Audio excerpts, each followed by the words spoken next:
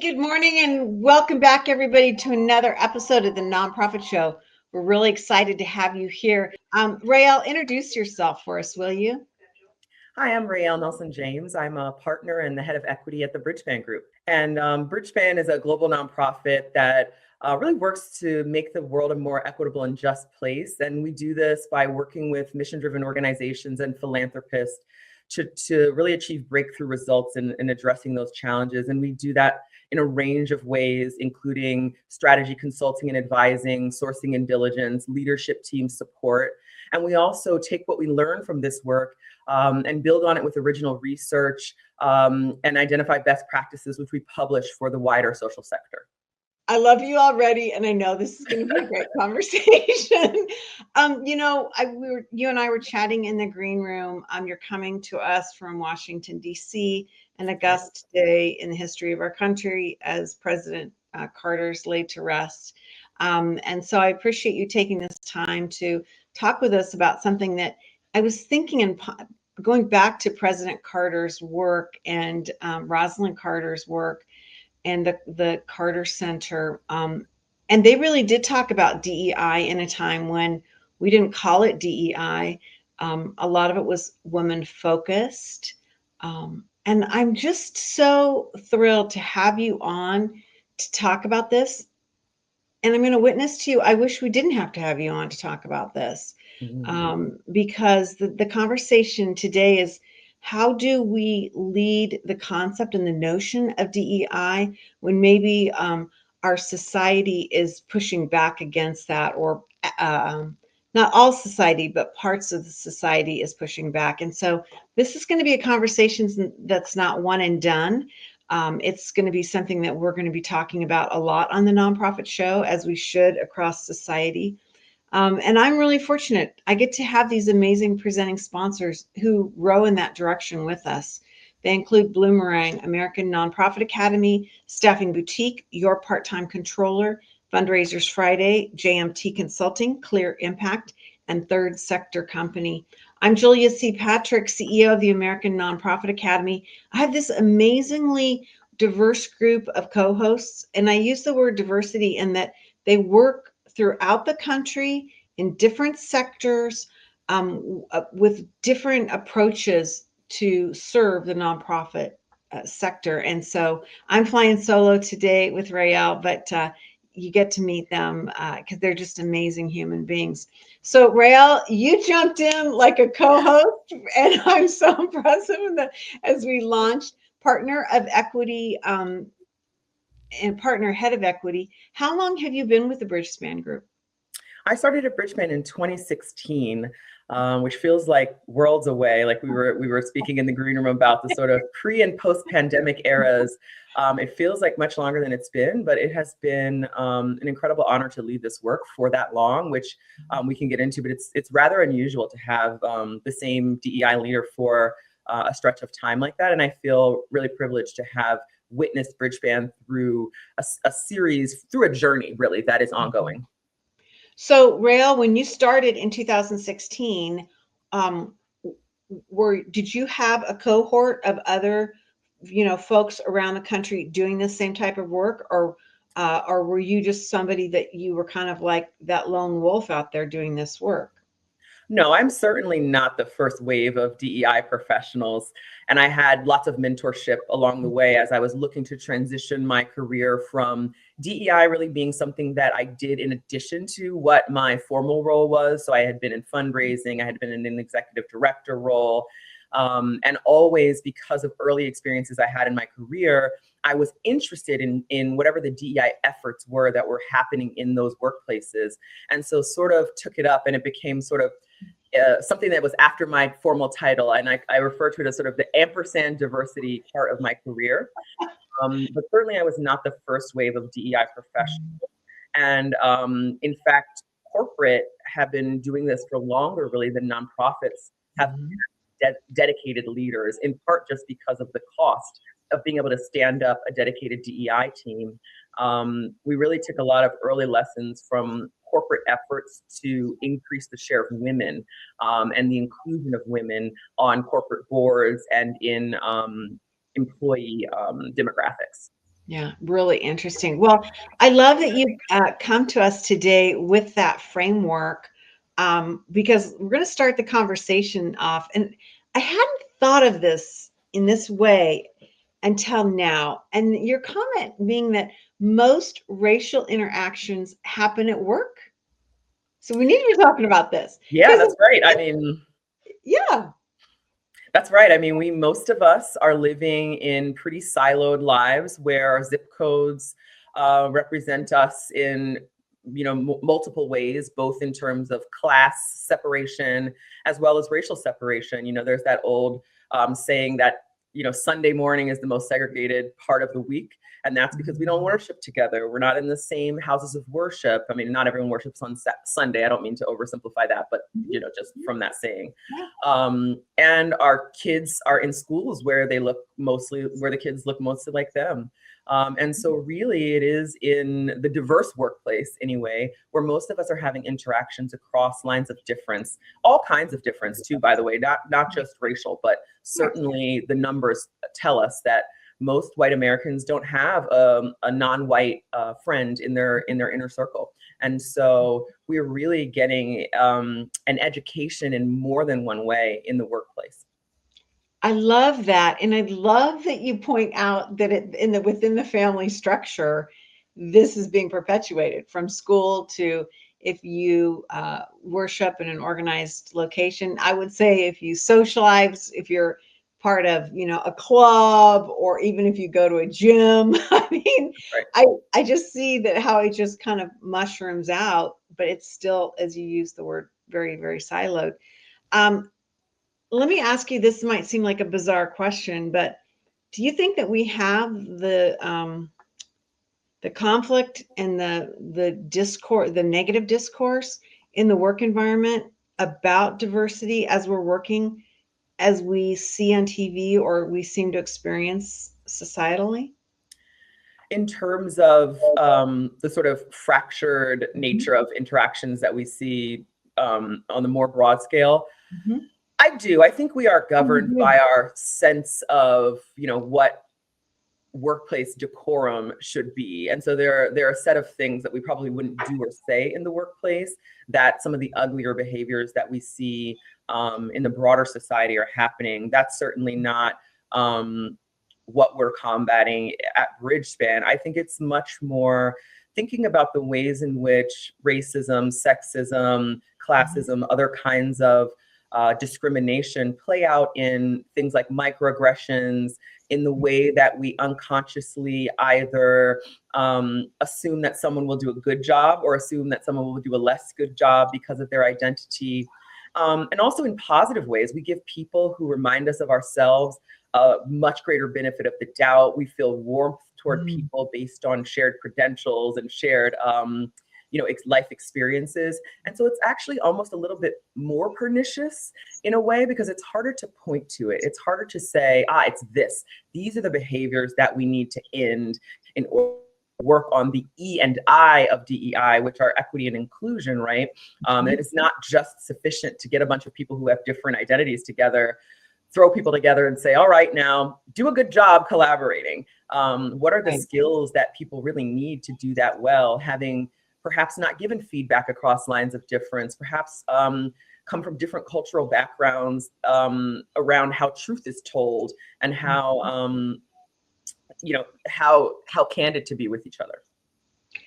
Right. And I would say, across my lifetime and the journey that I've taken, for good or for bad, we keep doing the same things and we don't know when they're right or when they're wrong. It's like if you're not called out or you're not educated, whatever words you want to use, you don't know, and you're not trained up on some of these things. So it really makes it even more frightening that if this is where we are coming together, if we're not learning or being trained up in our workplace, where's it going to happen, right? I mean, to go back to your original statement about how we keep working in these same silos, it's tough to see that we can make change. And we're here today talking about how the nonprofit sector can be a leader in understanding that. This is a really interesting question I have for you, and that is, can or should or do nonprofits mirror social issues, or just reflecting what's going on, or should they step out and say we're going to model a new behavior? Mhm. I I don't think I've ever been involved with a nonprofit that ever even asked that question. You know, it's interesting to think about a group of people who are gathered to do work that they believe is going to make society better, Yeah. right? So in some ways, I think mission-driven organizations have some of the larger blind spots about where we can continue to grow internally as organizations, and as human beings, because we're the good ones. We're not over here, working on big oil or trying to sell tobacco. We're, running schools and supporting anti-poverty organizations. And so we have a much stronger reaction to being told, well, hey, on this dimension, you could be doing better. Or when you said this, it injured me. And many times we actually have an outsized reaction that stops the dialogue and actually makes things, it can create more tension. And so in some ways, I think mission-driven organizations were a little bit late to the party, where some, the irony is some of the for-profit organizations understood very clearly from early studies in like the 1980s, right? If you add a woman to your corporate board, you will make more money. Great, sounds like a case to do DEI. I think that's like a very clear point A to point B way to think about what the impetus is to invest in this work. I think for mission-driven organizations, finding that why around what would the impact case for working on DEI be when all of us care about the same things, we're aligned in that way. Does it matter that we all come from the same demographics? I think pulling the thread on those questions for those of us who work in the sector is so important, because we too have blind spots. In fact, created by our idea that we're the folks doing the good work. Yeah. And so we can really replicate the same kinds of problematic things that are happening in society. I mean, we are pushing against a really strong headwind of centuries of history that have essentially legislated the sort of untapped potential, right? For so long, we have, as a country, put ourselves in a situation where we have not taken advantage of the full scope of human beings who live in this country. What would happen if we provided everyone with an excellent education and opportunity? What would it unlock for us as a shared society? Not for the people who are getting that benefit, right? Oftentimes we think of there being sort of a beneficiary and then those of us who are giving them something, but rather thinking of that as a mutual benefit, and DEI as having mutual benefit to people from all identities, I think unlocks something new for us in the nonprofit sector and in the broader world that is so important in this moment.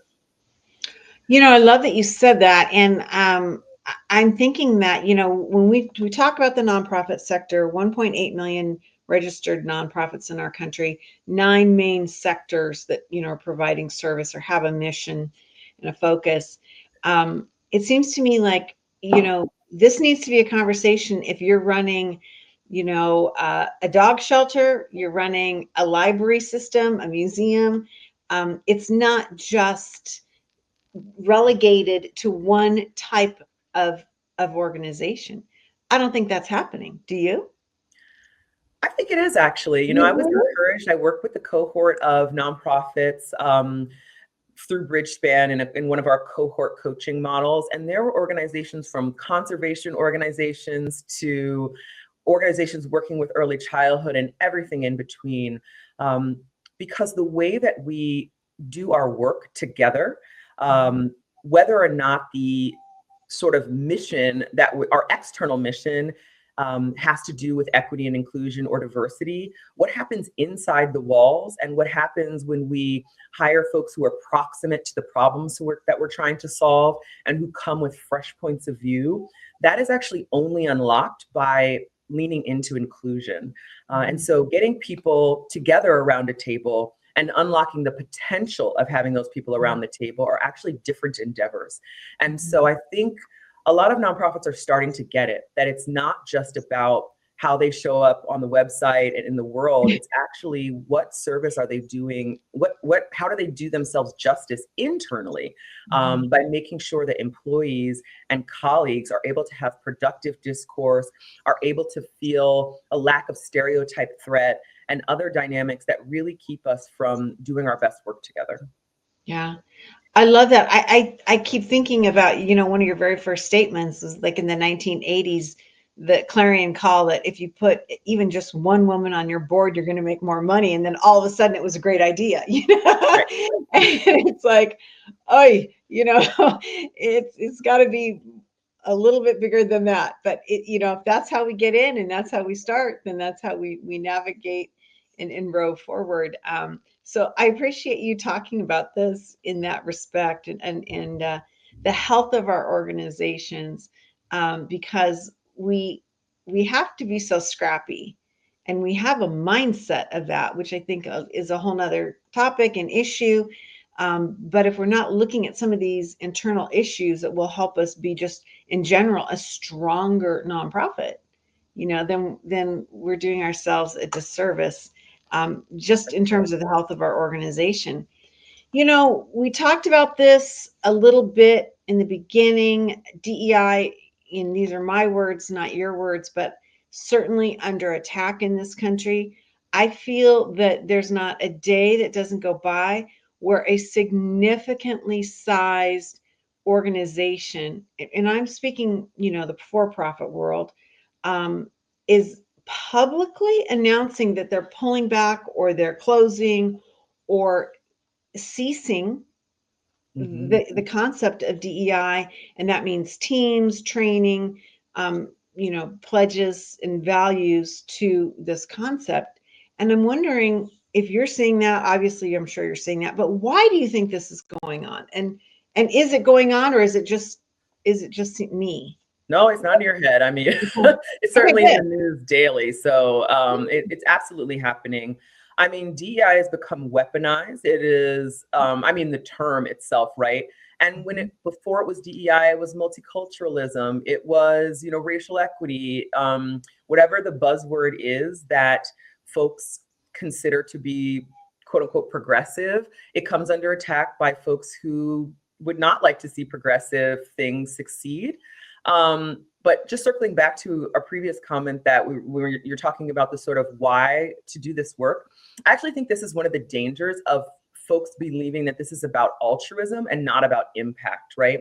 Perhaps it is the right thing to do. I certainly believe it's the right thing to do. I believe that people from all backgrounds, should have the opportunity to unlock their potential, and that it benefits society for folks to be able to have that opportunity.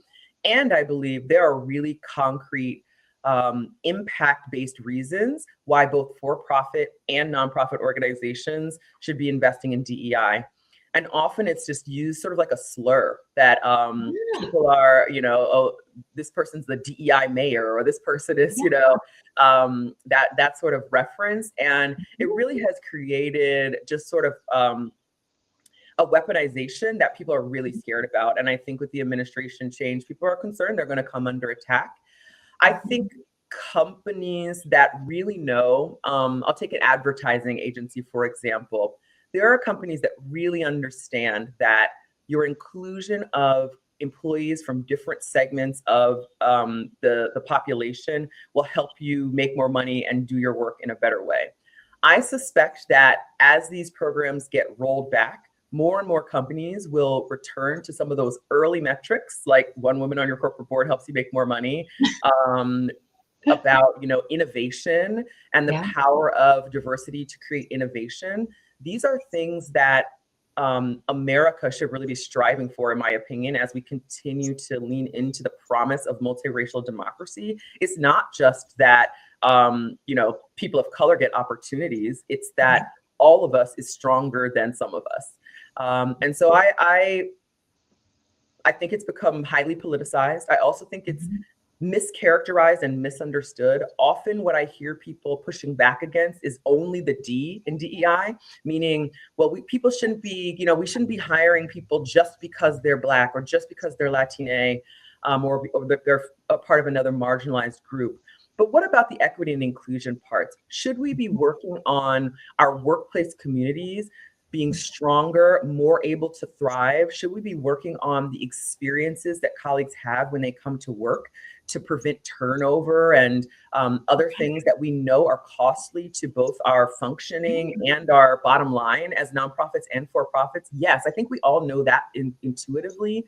And people have really boiled it down to, oh, this is just about, giving Black people the jobs that that white people are entitled to. And that is not only not true, but really a dangerous rhetoric that I think is spreading. And we have to really be careful to make sure that we're using words that define what DEI is and not always just the acronym, which I think is going to become a dirty word, and maybe we'll shift to something else. It was, this isn't the first iteration of what we have called this work.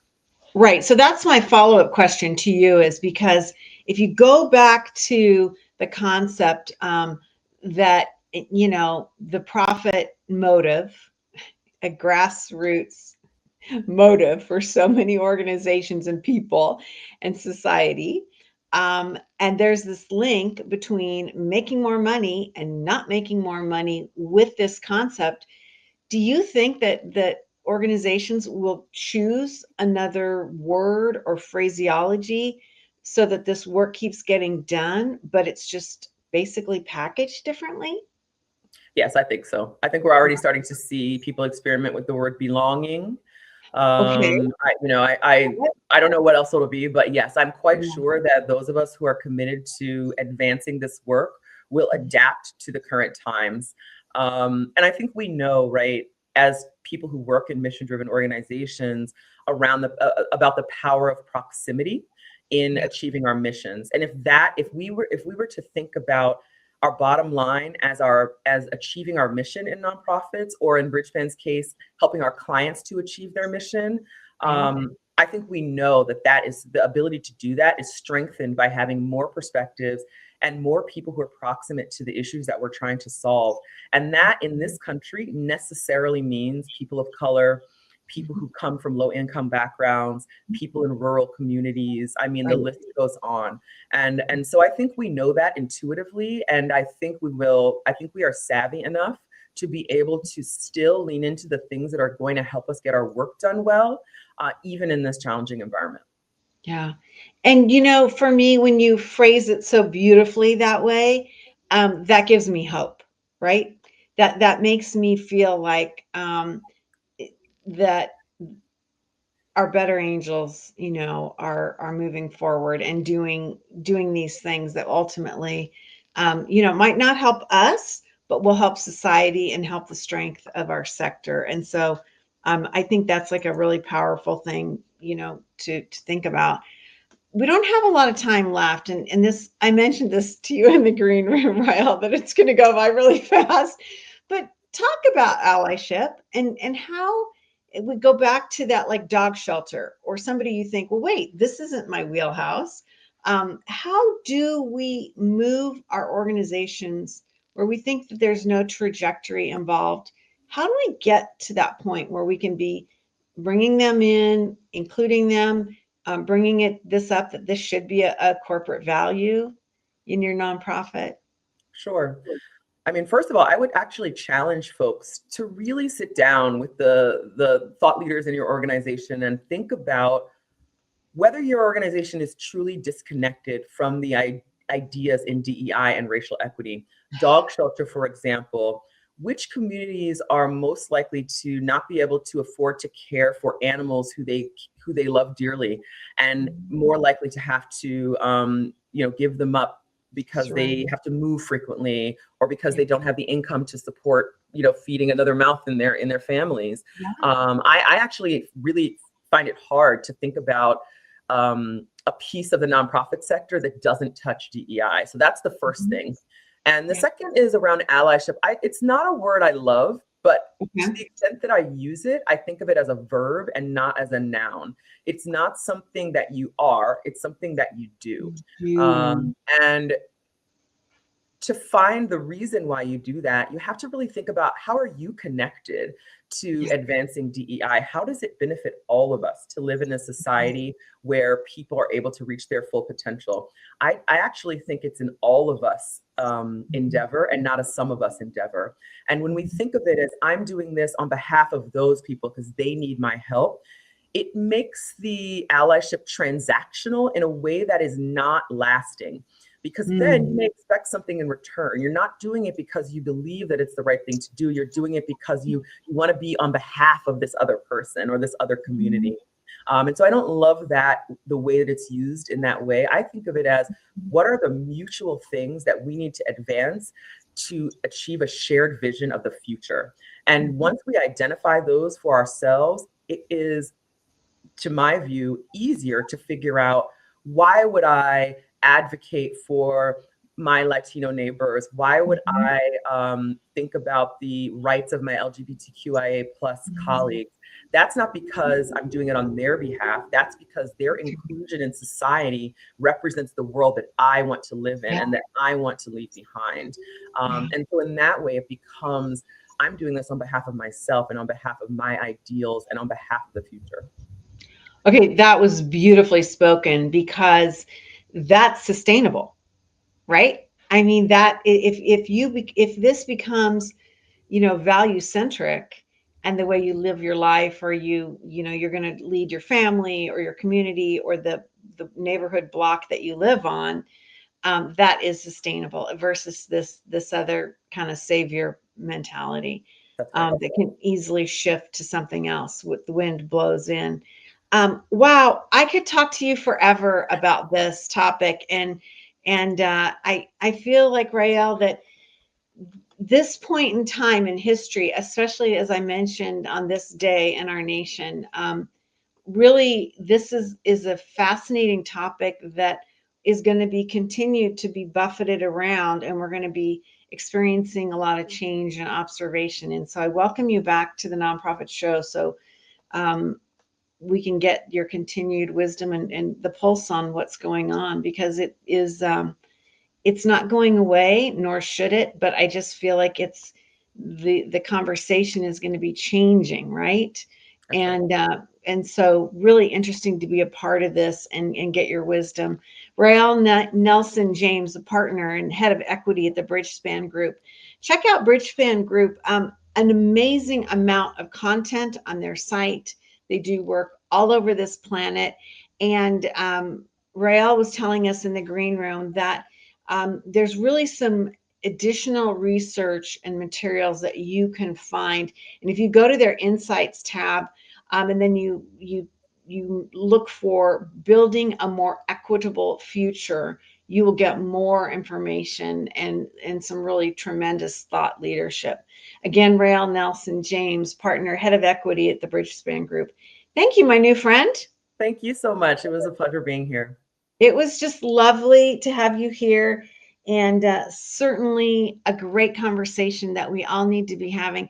And I got to say, Rael, I feel like you kind of like reframed some things in a way that will allow us in the nonprofit sector to, no matter what we're doing, bring this conversation forward. So I thank you for that. A very, very powerful conversation today. We have amazing conversations every day on the Nonprofit Show, and they are really made possible by our partners, which give us no editorial push. We can do whatever we want, right? And so these folks support conversations like we've had today and that we continue to have on the Nonprofit Show. And they come from our incredible partners at Bloomerang, American Nonprofit Academy, Staffing Boutique, JMT Consulting, Fundraisers Friday, Your Part-Time Controller, Third Sector Company, and Clear Impact. These are the folks that join us day in and day out. Rael, we end each and every episode with this mantra. It means a lot of different things to me, and today it means yet again something new and fresh. And it goes like this: to stay well so you can do well. Thank you, everyone. We'll see you back here tomorrow.